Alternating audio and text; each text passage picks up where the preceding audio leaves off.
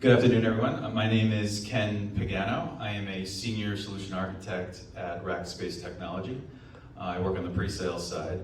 Rackspace Technology is a global consulting partner, premier partner of AWS. We do professional services, we do managed services, we do all sorts of modernization engagements, data center migrations, database modernization, application modernization, all sorts of cool projects.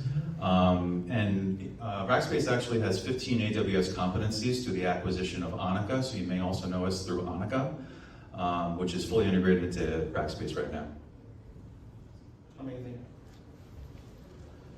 So the takeaways from reInvent this past year, there's a lot. Probably one of the biggest ones, obviously, with Gen AI is, thinking about, and Adam Silipsky actually mentioned this in his keynote, if you had a chance to listen to it, about how foundational models, there's not one size that fits all, right?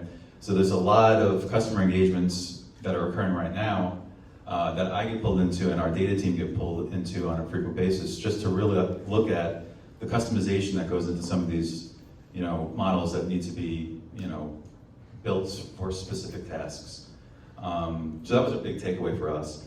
Obviously there was a lot of announcements with Zero ETL that sort of stuck out as well. Zero ETL integrations all over the place, but there was a theme there which was more about how AWS keeps reinvesting into integrations with its other services, which goes back to what reInvent's all about. It's about learning about, what's in preview, what's going generally available, and keeping up with that.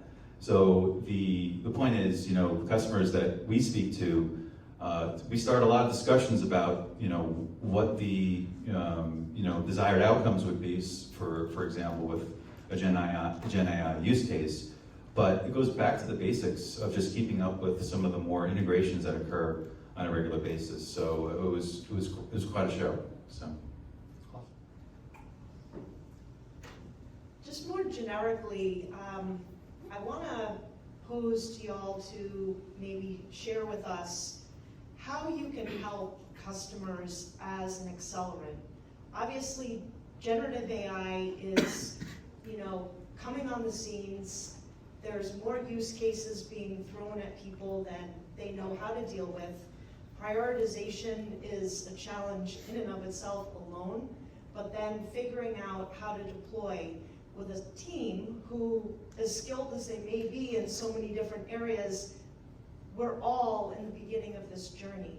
So maybe you could share about how you can help customers who may not have even leveraged partners before. Why now is the time more than ever to embrace an acceleration journey? So your question is broad, and we're all going to pretty much give you some broad answers too, right? So where to start? We talked about it a little bit earlier about how your foundation is established on how clean your data is for any type of foundational model to start looking at algorithms for that.